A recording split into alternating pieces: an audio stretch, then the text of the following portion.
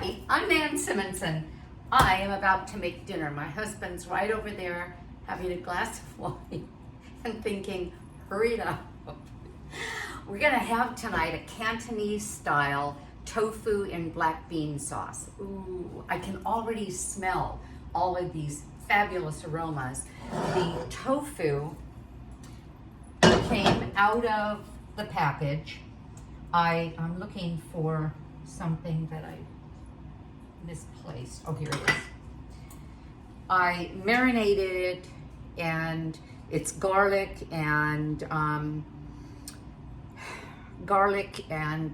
tamari. I use tamari rather than soy sauce because that's gluten-free, and a teaspoon of sesame, roasted sesame oil. And normally I say I don't use oil, which I'm not with the rest of this. I want to taste it. That's good. But it went a further step, and that is that I roasted it in a pan. And I'll describe how to do that. I use this little sweetie. It's by Ovo, and I put a high heat, meaning a high smoke point oil in it, avocado oil. And this is a scan pan. I could have used a non-stick, like All-Clad. And I squirt one squirt in it, which is less than a teaspoon. It's like a half a teaspoon of oil, and the pan's cold, and I kind of finger paint on it, and then heat it up, and that's enough for me to be able to brown this beautifully. Seared it on one side, seared it on the other, and that's going to go into the main dish. I'm not using the tablespoons and tablespoons of oil that this originally called for. First, I was supposed to put several tablespoons in this hot wok. Isn't this a beautiful wok? It's carbon steel. I got it at a Chinese grocery store. A lot of times you'll have a neighborhood store that is an Asian market, and you can get things like that, like this there. The pan is very hot, no oil. I have sliced red onion, and do you hear that? Now, onion has enough, I'm gonna use this. Onion has enough moisture in it to weep. And when it weeps, it starts to brown slightly, and then it starts to caramelize in the pan. If it sticks, I use the smallest amount of broth, and this is my homemade broth. You'll see this in my YouTube videos at YouTube Nan Simonson, with a space between Nan and Simonson.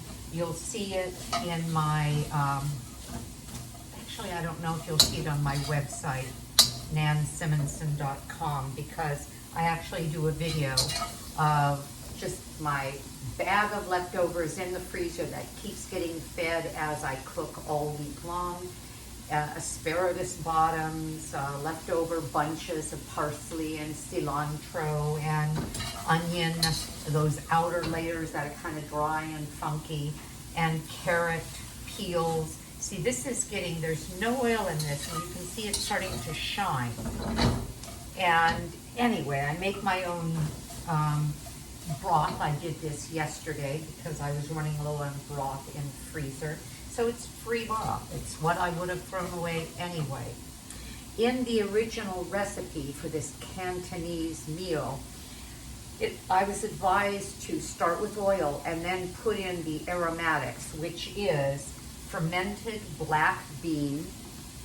I got this from Amazon. It's an Asian fermented black bean. I looked for organic, they don't have it. I looked all through Amazon for that, and it wasn't available.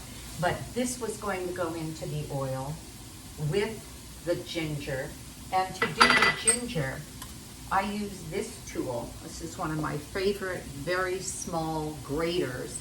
And this was a knob of ginger. I just kept grating it, and the fibrous part kind of spreads out and doesn't get grated until I got a tablespoon, and I didn't press down to fill that tablespoon. I don't want that much ginger. A tablespoon is enough. But in the original recipe, I would have had all of that in oil. Instead, I'm using the caramelizing juices of the onion. Again, you see that's shiny. And I'm going to throw it in because what we want to do with aromatics is brown them a little bit, get that flavor out. And I'm also adding hot chili paste. This is harissa hot chili paste, and this is a Tunisian. Harissa is Tunisian, but I could have used an Asian chili paste. You can buy them in the jar. I could have used sriracha. That would have worked. A teaspoon of sriracha just to add some chili heat. So when I do this, these things are going to stick, especially the chili paste. So I'm going to add just, and do you smell that, Tim? Doesn't that smell good? I'm going to add just a little bit of broth to deglaze it. Now watch this. You see that bubbling? That's called deglazing. If I were in a French restaurant and they were doing a steak and they pulled the steak off the grill. Now I'm vegan. I haven't had steak in almost 4 years, and I won't have it. But I'm using that as a commonly referred to situation in which something is deglazed. You take meat or let's say a searing vegetable, put a little broth, and that's deglazing. Now I'm getting exactly what I wanted. I'm getting a soft onion, the toasting of the spices. I'm adding some carrot. And this is going to be eaten immediately. So we love our vegetables to be crispy tender. So I've added 1 sliced carrot, a yellow bell pepper, a red bell pepper. We love lots of color. Why? Because it's pretty, because it feeds our microbiome, and this is how you dry saute. A little more. It's going to deglaze. We've got this on high heat. And I'll simply keep doing that. And I will get every bit as much flavor as I would have if I had put tablespoons of oil, which you wouldn't have been able to identify any further than seeing an oil slick on your plate. My husband and I go to an Asian bistro where I get a asparagus dish, sans meat or fish or shrimp. And instead of that meat, fish, or shrimp, I have them add Chinese broccoli, and I say little oil. I don't want to see a slick on my plate, and they can do that. And it is basically a huge plate of Chinese broccoli and asparagus, and oh my gosh, so healthy. All right, now I could have added sugar peas, snap peas, or what are they called? What are the skinny peas? It was written here because it was one of the recommended ingredients. Snow peas. Snow peas, those very flat ones, but I couldn't get them organic, and I really like not only the volume of these, the sugar snap peas, but I like to get my vegetables organic simply because it means that if I do, I'm getting the assurance that I don't have pesticides and herbicides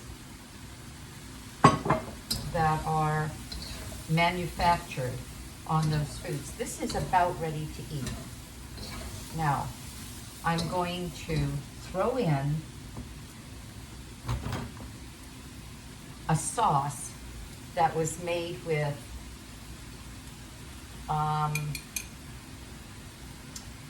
tamari, vegetable broth, my broth, some arrowroot, some of the arrowroot is still in the pan, and I want that for thickening.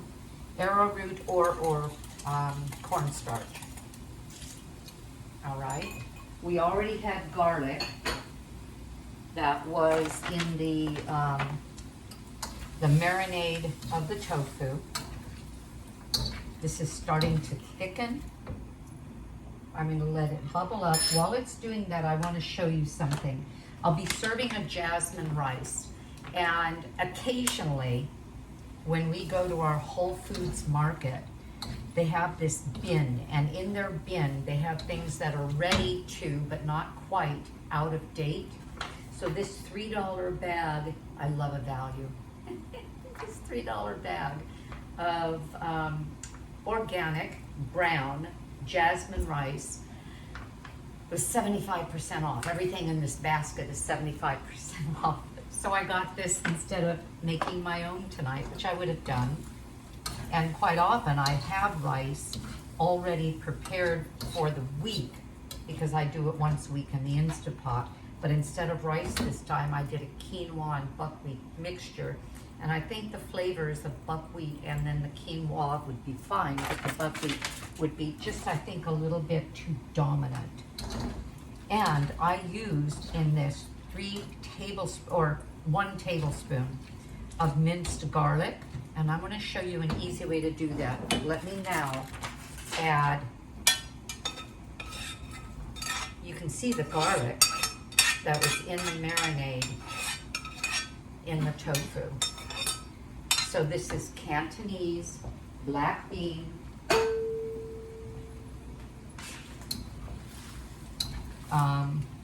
fermented black bean, or fermented Cantonese-style tofu with black bean sauce. Okay, and veggies. All right. Do you hear that? I was heating some plates, and I'm going to bring a plate over and show you because we're about to eat. Oh, let me just show you one thing while it's thickening a little bit. This is what I do with my garlic. I have so much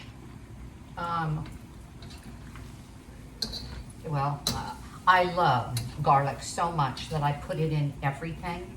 And to do that, I'll buy the big bulbs of garlic. I think they call it elephant garlic. I get it at my Whole Foods market. It's not Whole Foods market, but the market that has Whole Foods. I can peel it conventionally, but I find this a very easy way to peel a garlic clove simply by rolling it. And you can find this garlic roller online on Amazon, perfectly peeled piece of garlic and quick. I'm going to turn this off because it's going to get overcooked. And then I put it in something else I found on Amazon. It's a Tupperware mini chopper.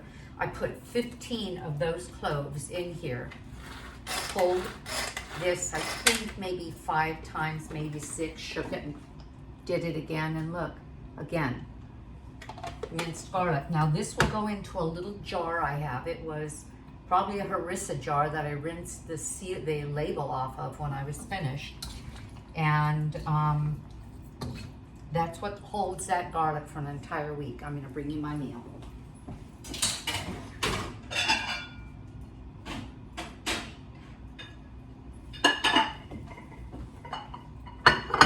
Okay, I have a little warming oven. It's actually the Breville Smart Air frying oven, but it has so many settings, include warm, that I warm our plates before we dine. So I have the jasmine rice. I won't heat anything in these bags because they're plastic. When you heat in plastic, you get plastic in your food, and there's plastics in everything anyway, but why encourage more? So I always transfer it into a bowl, not more plastic, put a plate over it, put it in the microwave, or you could do it in a plate. And then I like a big flat dish for this kind of a meal. So I have the rice, I'll put that on the side. My husband's watching and probably thinking, I want more rice. And then we have this Cantonese-style tofu, fermented black beans with as many vegetables as we want in this meal, which means a lot. There. Isn't that beautiful? Bon appetit. By the way, I am Nan Simonson. I am the author of Aging Powerfully. I am a whole food, plant-based culinary instructor and lifestyle medical health coach, encouraging everyone. Take really good care of yourself. Consider reading my book. I'll help you figure out how. Bye-bye. Have a great day.